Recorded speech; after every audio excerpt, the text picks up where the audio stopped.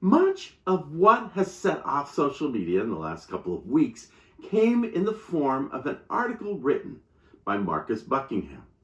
In Harvard Business Review, Marcus had a chance to spend a day with Josh D'Amaro out in the parks, another day in business meetings with him, and a third day with Josh meeting with Imagineers. Marcus noted Josh's experiential intelligence, or the ability to read and shape the human experience. Buckingham stated, under his leadership, cast members did not respond because they were pressured.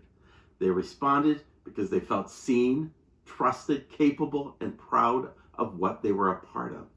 Guests responded because they too felt seen and their love of Disney honored and reciprocated. You may or may not be familiar with emotional intelligence, or EI. In Daniel Goleman's emotional intelligence model, he talks about two dimensions of EI played out internally with oneself, understanding who you are and how you come across to others, and with one's social awareness, not only empathizing with others, but being able to relate to others. In Buckingham's model, he notes examples of that, of how Josh exhibits those traits. Josh also exhibits what Buckingham refers to as experience intelligence, but what I refer to as being experiential intelligence. In my model, that form exhibits itself in real time and also strategically. Let's see how that played out in Buckingham's article. First, the Millennium Falcon. In that third day, the following occurred while Josh visited Imagineers. Buckingham notes, quote, I was in a conference room with 30 Imagineers and operators discussing a redesign of the Millennium Falcon ride. The ride already had a 2-hour wait, but the issue they were discussing wasn't demand. Quote, guests like it, Josh said, but they don't love it. The redesign they planned in that room meant no one on the ride would merely be a passenger. It would give each person agency, the chance to influence the outcome, demonstrate skill, and feel part of the story. Instead of leaving saying, I liked it, riders could leave saying, I loved it. When the ride opens in May, Josh will learn whether his diagnosis was on point. End of quotation. Many have been all over this example to say that Josh is more transparent than prior leaders. That may be very true, but understand that what really is playing out is his ability to really care more about what guests think and to be in touch with what guests feel. This is that experiential intelligence that I'm referring to. It's not just understanding how others feel, but an ability to be able to lead an organization, in this case, strategically making changes based on how customers feel about something. How about Villains Land? The same could perhaps be said of what is going on with Villains Land. On the forums page of WDW Magic, Len Testa of Touring Plans noted, quote, I'm hearing the initial plans for Villains Land have been scrapped. Imagineers have been told to think of bigger, bolder ideas. Budget secondary. Not sure if this is new players, new game regarding Josh as CEO. End of quote. As Len mentioned later in his podcast, maybe it was a slow news week, but that quotation really took off with wider social media community. You'll recall that Villains Land concept was not just presented in D23 and 24, but was floated back in 2022. At that time, it was referred to as a Beyond Big Thunder Mountain and included not just a Villains Land, but also Coco and Encanto. Those projects have moved elsewhere, and Piston Peak has moved in not beyond, but in front of Big Thunder Mountain. If anything has happened recently, it is simply an iterative change which is a part of ride and show design. It is nothing for people to make a presentation and then to have someone suggest something bigger and bolder. For instance, Disney's 1976 annual report shows Marty Sklar, John Hench, and John DeCure of what was then WED Enterprises discussing the key concept of that time, which was merging World Showcase and Future World into one major exposition. This was a major that saved the company substantial money in only having to build one infrastructure to serve the park rather than two infrastructures for two parks. In defending the ongoing report, the report went on to say, quote, "This evolutionary creative process is natural to any development of any project at Walt Disney Productions." The report noted it was Plan 67, which was finally built at Disneyland, and it is Plan 17 that you see at Walt Disney World today. End of quote. I would love to know what the number was on Epcot when it was finally built. I'm sure the number was high. And I'm sure the number for Villains Land will be high as well. Iterative design is an incredibly important part to the success of an attraction that guests will ultimately love. Does it kick the price higher and move back the opening date? Not by much if you keep the process iterative and don't move too far down the path before needing to make alterations. I spoke of this a few podcasts ago when I talked about the book, How Big Things Get Done. The iron law of project management says there is only a 0.5% chance that a big project, and Villains Land is a big project, that it gets done on time, on budget, and on benefit. On benefit, translated at Disney, actually means that a lot of people love it. Not like it, but love it. The book talks about how you have to act slowly and then build fast to make it work. In many ways, the act slow since before D23 to now is a precursor for ultimately doing a major theme park project like this right. Why does this matter? Josh isn't trying to just please guests because he loves guests, which I believe he truly does. He also, as the new CEO, has to love shareholders. Eisner, in his congratulatory text to Josh, said, "Creativity will handle profits." There's a remarkable difference in the spending habits of people who like something and who love something. Yes, it's about making vacation plans to come to a park and even buying DVC if they love it so much. But there's also the per caps. They have to have that butterbeer, i.e. food and beverage. They have to have that lightsaber, i.e. retail. And now they have to have lightning lanes. And they have to want to have it trip after trip after trip.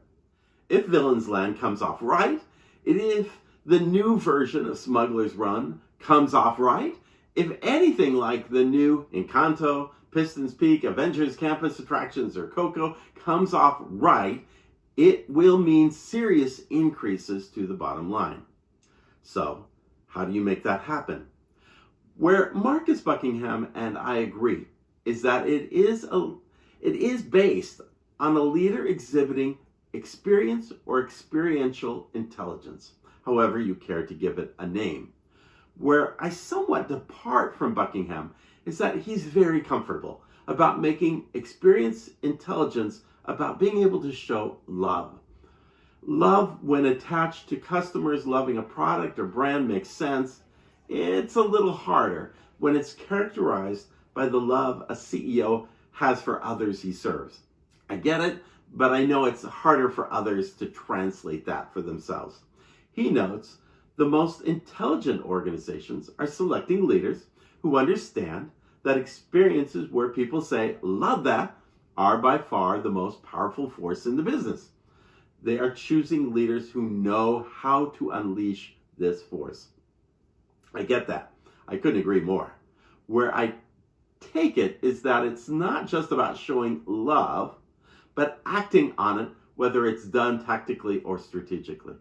A leader who can look at the experience in real time and say, okay, what about our product, service, setting, processes, and people are making this experience work? How can I get my frontline operational leaders to think and look at that in real time? I can also see it in strategic leadership, where someone like Josh realizes that people like Millennium Falcon, but they don't love it. So therefore, we need to do something different, which is what is happening with the changes that are coming to this attraction. It will reopen with more interactions for gunners and engineers when Mandalorian and Grogu premiere in theaters.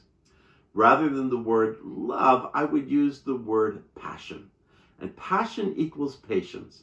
The patience to think through an attraction slowly and methodically, but then move fast when you got it right. And with Disney, this means doing so on all cylinders. This is where Josh's challenge is moving forward. He could shape the ride experience, but until now he wasn't able to shape the film that was set to premiere, in this case, the same day as the newly refurbished attraction will come on board with the Millennium Falcon. Right now, excitement about the Mandalorian film is mixed. This is what he will need to do going forward as a CEO. Get people to love the movie so that they can love the ride. This has been the challenge of Disney CEOs before, but I think Josh brings more emotional intelligence to the forefront. And that's important because films in theaters and rides in parks cost more than ever. You have to know that guests will not just like it, they will love it, because the behavior of someone who loves it is different than someone who likes it. Someone who loves it will go back to the theater to watch it again and again, or get merchandise, or make sure to check out the theme park attraction based on it.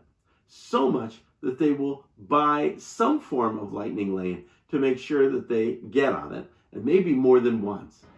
That's the power of love it versus like it. But the stakes for building big attractions that follow big promising films is getting higher. Makes sense that Zootopia Land finds itself in Shanghai, China. It also has a huge appeal to the Chinese. Does it have that same appeal in the United States to build a Zootopia Land in Disneyland or Walt Disney World?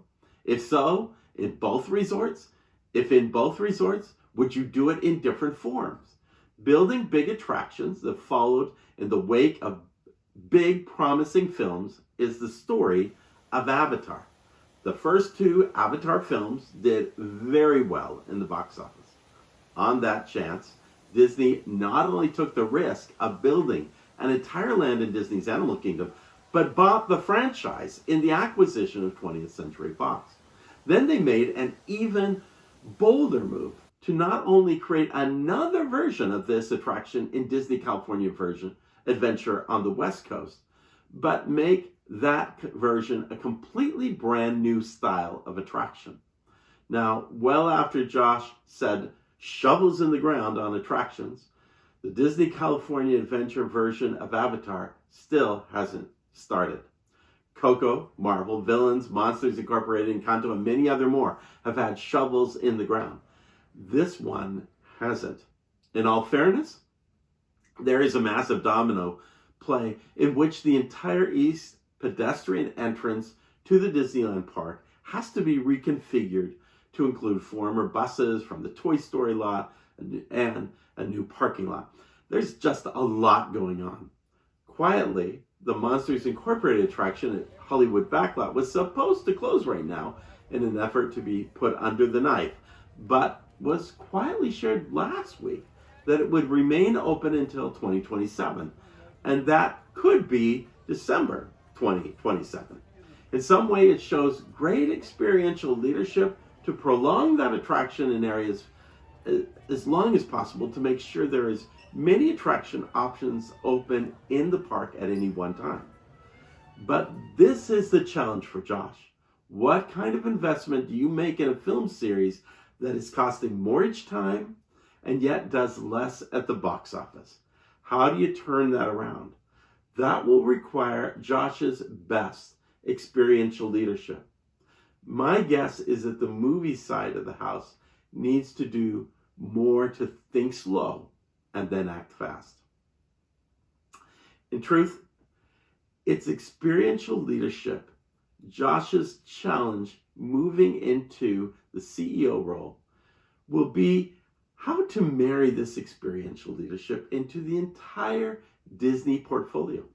Synergy, the idea that 1 + 1 = 3, is not a new term at Disney. It's been a hot one since Little Mermaid and Beauty and the Beast. It's why those properties in particular can be found in more than one Walt Disney World park, and why there have been Broadway shows and tied-in merchandise and everything else. But again, the stakes are high, higher than ever before. And it's not just about liking something, it's about loving something. Experiential intelligence is needed to know that whatever it takes, whether it's a TV show or t-shirt, what makes people love it is the question. As Marcus Buckingham's Harvard Business article ended, he stated that Josh D'Amaro noted, "Disney is a delicate brand. Anything I can do to help more guests say they love Disney is a valuable use of my time." And that is experiential leadership.